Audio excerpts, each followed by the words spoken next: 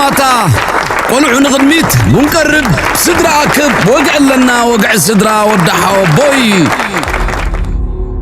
بسرات كنجمر يوهانا نقوح حقوسنا هقراويت كان تقدد مشكلة إرترات الأوغا فتسما كم تلمود شامبيون أفريقيا خوينانا بهاقرات مليسا الله تقعيت نابالات هقراويت كان تقدد مشكلة إرترات لنكنا كلتف إلى خموتكمه مغنياتو أقدست حبريتات سلازلون أقدستي فتساميتات صمدو سلازغتسلو زلون بنايزي جيتاتشو ردا زبحال وي فودكاتشو ردا أب هيد تو هيد زبل مدبال جزيرة غريبو أب كدم تلفزيون زكتاتل تراي زي كونه أب كدمتي الدراشون كوفيلون بغروا زري وزنو بورسبات خوينو نملا حزب تግራይ تراي زي كونه كم أفريقاون زحفرق على تاكايدوس درو اما حبراو مراخبيتات مسحقن مزاربن كوينو قنيلو قدميو گن حبريت علنا ازغنيات زي بروباغانديست ود بشاشا بزعمام ونان بحر إرترا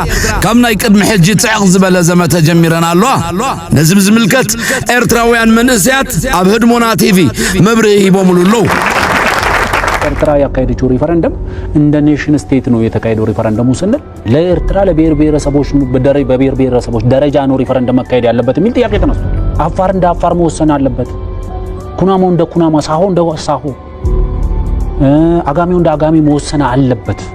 እዚህ ሙስተፈላሊ መገጃት መፍሰው ነው ኸይላ ማለት ቀዳማይ ነገር ከምዝበልናውቲ ኤርትራ አካል ናይ ኢትዮጵያ ስለዚህ ነበረት ፍቃድ ናይ ዝኾነ አኸላይ መንግስት አይተደልማ ወደብ ስለ ወደብ የምናወራ ከሆነ ወደ ፍለጋ ከኬንያ ልንገዛው እንችላለን፣ ከሶማሊያ ልንገዛ እንችላለን፣ ከጎራባች ሀገሮች እስከ ሱዳን ከፖርት ሱዳን እስከ ሞምባሳ ድረስ አክሰሱ መፍጠር if we are talking about ስለ ወደብ ምናወራ ከሆነ ግን እያወራን ያለነው ስለ ባህር በር ኤግዛክትሊ ናይ ተወረረኩ ኤርትራ ከምስ ገብረንላ አነን ሰላም ዳሰራሕኩ ኤርትራ ግን ትዕገርግራላ ንዓይ ከም ዝኸሊአትኒ ፖርት ኸሊአትኒ ተጠቃምነት ገለገለም ዝብሉ በዛ መደብ ዚ አንታይና ነጽርና ፖርት ከም ዘይደልዩ ዋንነት ከም ዝደልዩ ጽቡ ገይሮም ነጊሮምና ፖርት ተደሊናሞ ብዙሕ አማራጭ ለና ካብ ጅቡቲ ክንገዝእ ንኽእል ካብ ሱዳን ክንገዝእ ንኽእል ካብ ኬንያ ክንገዝእ ንኽእል የምመራው የማስተዳድረው የባህር በር መውጫ ያስፈልገኛል በዓል ዘሪሁን ተሸመ አፈወርቂ በደዊ አብዛ መደብ ጎብሮ ዝፎቶኑ ክሊርሊ ምግሃስ ልዕላውነት ናይ ኤርትራ ማለት እዩ። አሰብን ኮንቴስትድ ቴሪቶሪ ማድረግ ያስፈልጋል።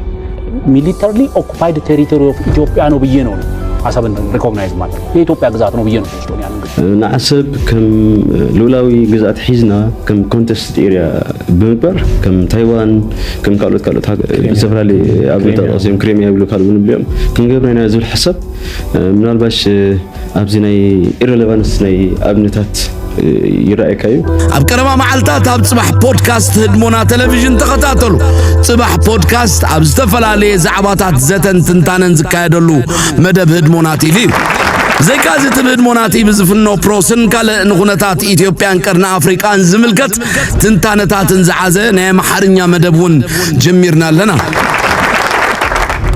በአሁኑ ጊዜ ኢትዮጵያ ውስጥ ያለው የብልጽግና ፓርቲ በእብለትና በአወድሱኝ ባይነት የስልጣን እድሜውን ለማራዘም እየዳከረ የሚገኝ ህዝባዊ ተቀባይነቱ ካለፉት የሀገሪቱ ስርዓቶች በታች እጅግ የዘቀጠ ስርዓት ነው።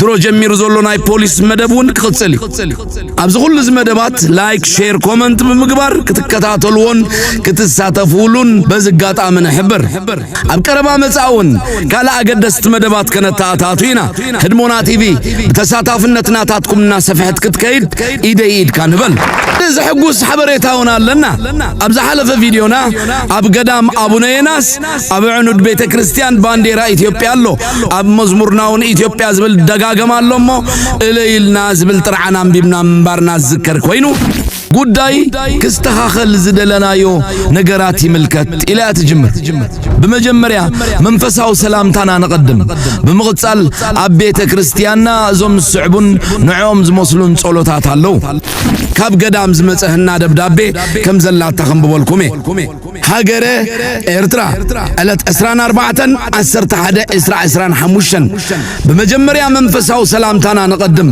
ብምቕጻል ኣብ ገዳምና ኣብ ዕኑድ ቤተ ክርስቲያንና ተሳኢሉ ዝጸንሐ ባንዴራ ኢትዮጵያ ብሰናይ ተበግሶን ጽዑቕ ምክትታልን ሰበ ስልጣን መንግስቲ ኤርትራ ተኣሊሉና ሎሞ ክብረት ያበልና መንግስትናን ህዝብናን ብዙሕ ነመስግን ከምኡ ድማ ኣብ ጽምዶ 17 ንኽእለዝ ተገልጸ ኢትዮጵያ ጠቀስ ጽሑፋት ብልዑል ትኹረት ንኽስራሐሉ ብትሕትና ተላቢና ነርና ይስራሐሉ ከም ዘሎ በጺሕና የለናሞ ናይዝውን ነመስግን ኣብ ዝሓፀረ ግዜ ተኣሪሙልና ክንርኢ ምሉእ ተስፋ ከም ዘሎና ድማ ክንገልጸልኩም ንደሊ ክቡር አክቲቪስት ኣወል ስዒድ ድማ ስለትን ህዝብን ሃገርን ትገብሮ ዘለኻ ሰፊሕ አገልግሎት ብሰናይ ምንዮትን ምርቃን ጸሎትን ኩሉ ኣብ ጎድንኻ እሞ ዕድመን ጥዕናን ይሃበልና ወፊርካ ብሰላም እቶ ካብ ልብና መስግነካ ብዝተረፈ ልዑል እግዚአብሔር ሃገርና ኤርትራን ቤተ ክርስቲያንናን ይባርኸልና አሜን يغنيلنا نحنا دما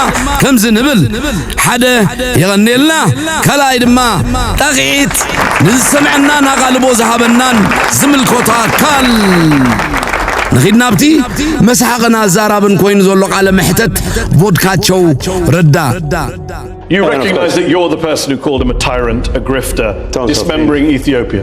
And more. During the recent civil war. According to you, Abiy's forces even tried to assassinate you via drone strike, and they abducted and detained your sister. vodkacho abtqala mehtet zahabo gibro melsi kino mashaq mukhanu kam tigrawi kam kali ethiopiawi kam on kam ertrawi a'mu qabil kamra ayu khagadsanaay ምክንያቱ ኮነ ተባሂሉ ተሃንዲሱ ውጥን ወጪዎ በመደብ ዝተገብረ ስለዝኾነ እትቃለ መሕተት ናይ አጋጣሚ ኮነን ንምንታይ ዕላማ ዳኣ ተዳልዩን ዝብል ድማ በባሓደ ክንሪዮ ኢና በቀዳምነት ግን ተመዛረቢት ኮይና ዘላ ክፋል ናይ vodkacho ረዳ ቃለ መሕተት ንራይ You said Abiy Ahmed, and I'm quoting you, perfected genocide into an art form. Do you stand by those genocide accusations, or have you walked them back now that you work for it? Whatever the superlatives there, I know all kinds of crimes were committed in Tigray. Did Abiy Ahmed carry out a genocide? I will tell you this as a lawyer.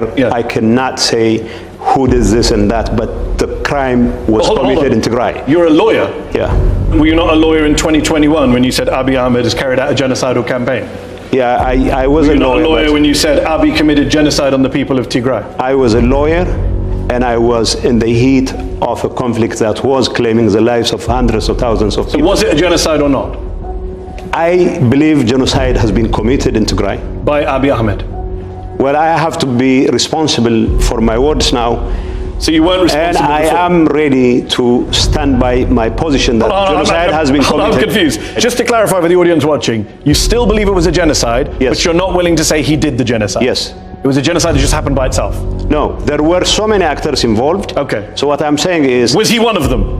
well, the war on Tigray was led by Prime Minister Abiy Ahmed himself. So he led the genocide?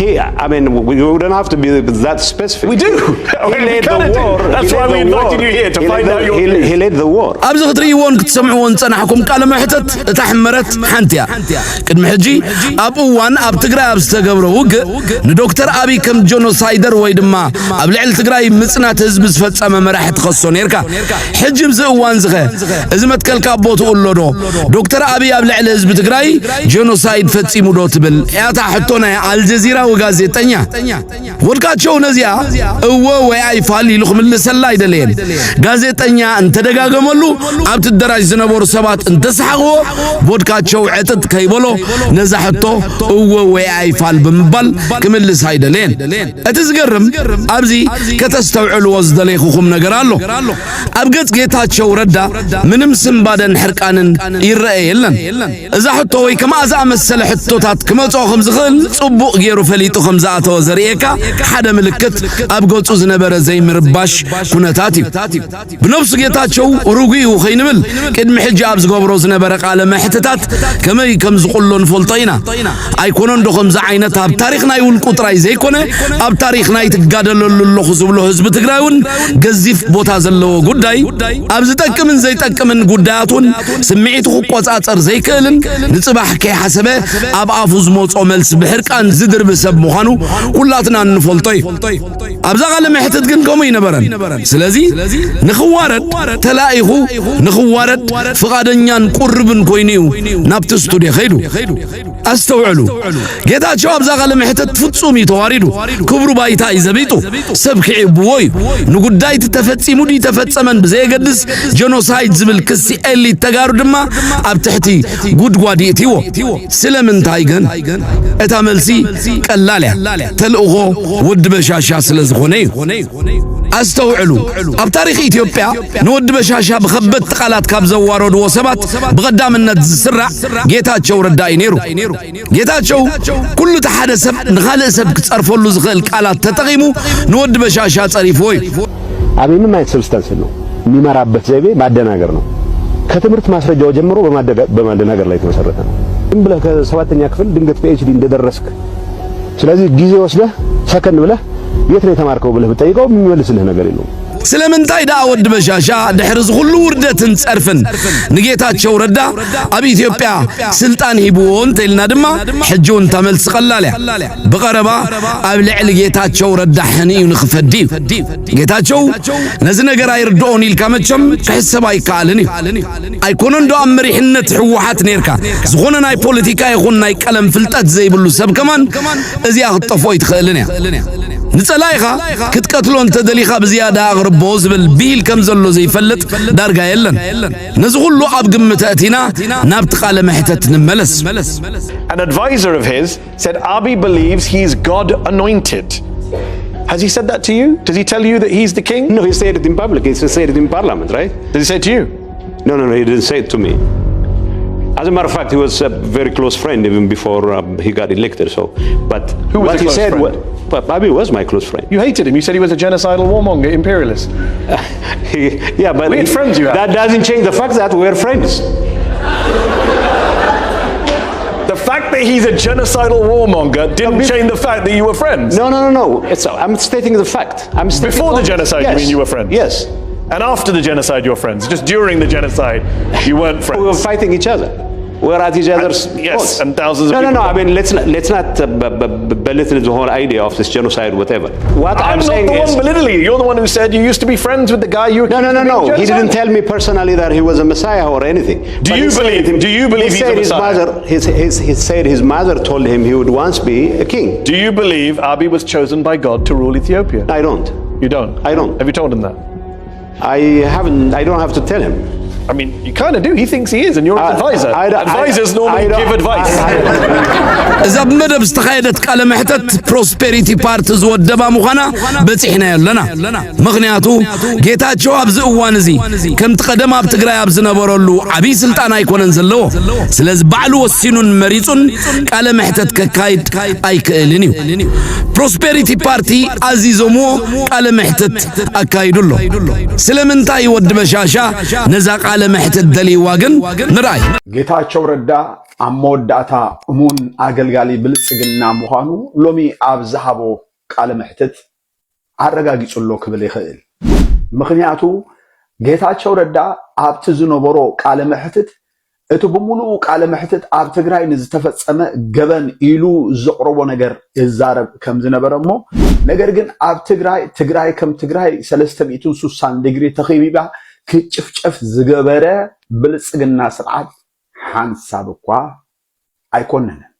ሞስት ፕሮባብሊ ኢትዮጵያ መንግስት ትግራይ የሚለውን ቃል እንኳን ክሪሚናላይዝ ሊያደርገው ይችላል ብዬ ነው የምፈራው ክሪሚናላይዝ ዝኛን ገብራ ዝግባ ኢትዮጵያ ዝርሹ ባይዘው ወይ በገዛዓሱ ክስረድ ይዘሎ እሱ ድማ አንታዩ ናይ ኤርትራ ሰራዊት በአሰርታታት አሻሃት ዝቁጸራ ደቀንስትዮ 76% ከም ዘዓመፀ አነ ዝመርሖ ጊዜያዊ መንግስት ክልል ትግራይ መጽናዕት ገይሩ አረጋግጹ ይብላሉ እስኪ እንስማየው።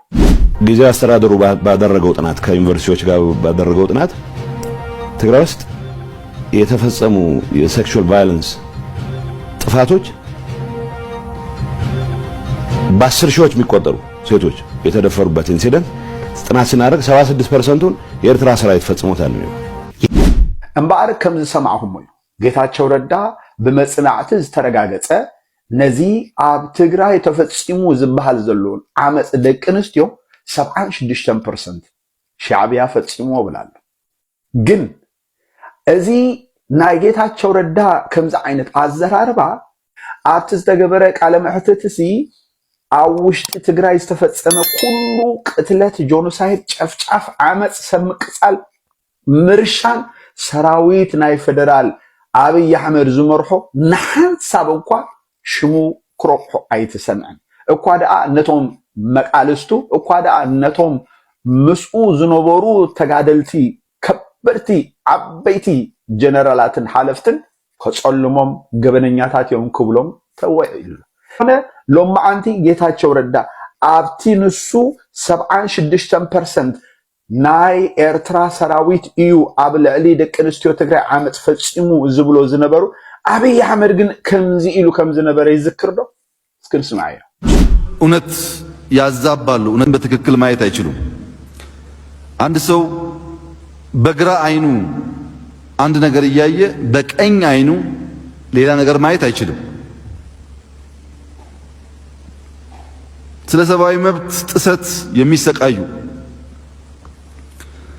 ትግራይ ስላለው ችግር የሚሰቃዩ ሰዎች የሰሜን ዕዝ ጥቃት በሚመለከት ምንም አያነሱ። ሰሜን ዕዝ እንኳን ተጠቃም ተዋረደ።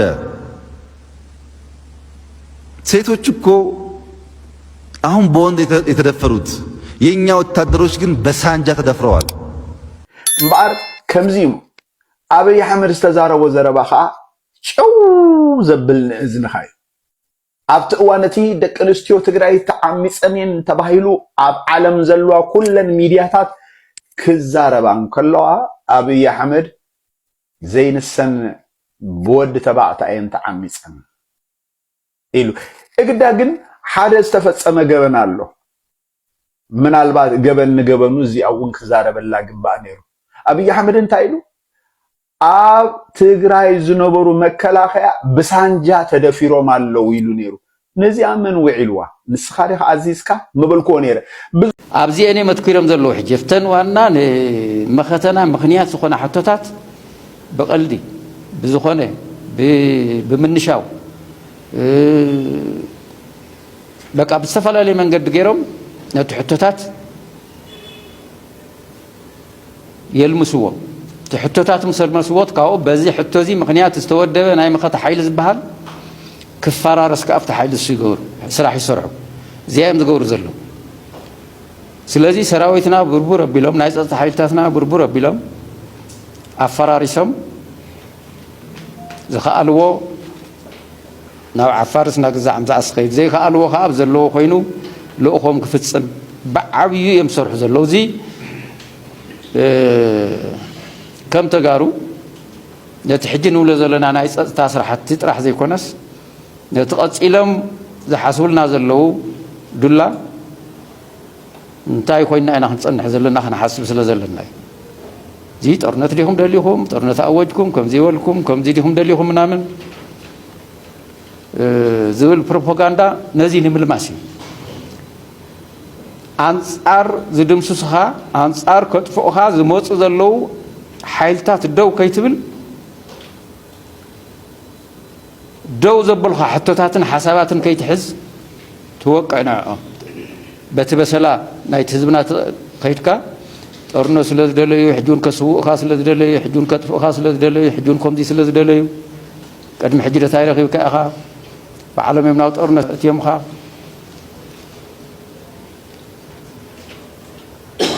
ስለዚ ሓድነትና ይጠናኸር ሓቢርና ደው ንበል ፀላእትና ከይወርና ዓቕሚ ንኹን እንተይልካስ ክትሓፍር ምንት ከምዚ ኢልካ ምዝራብስ ክትሓፍር ኣብ ህዝብና ኣብ ሰራዊትና ኣብ ኣመራርሓ ክትሸማቐቕ እዚኦም ዝገብሩ ዘለዉ ካብ ውሽጥን ካብ ደገን ማለት እዩ። ስለዚ በዚህ ዝሻማቀ በዚህ ኢዱ ዝህብ ነዚ ዘንጭብጭውን ስለዘሎ ብፍላጥ ይኹን ብዘይፍላጥ ነዚ ዘንጭብጭብ ናይዚ ዘመንጨብጨቢ ተጽዕነን ስኽፍታን ሒዝካ ኸኣ ቅልብስብስ ትብል ተኾንካ መገዛ ባዕልኻ ንጸላእትኻ ምቹው ነገር ትፈጥረለኻ ማለት እዩ ምግፋት ምቅላስ ካብ ወፃእ ካሊእ ነገር የለን ኢትካ ምሓብካ ይሕሰብን ስለዚ ነቲ ናይ ፀጥታ ብጭቡጥ ትሕጂ ዘሎ ትርምስ ነቲ ቀፂሎም ክገብሩና ደልዮም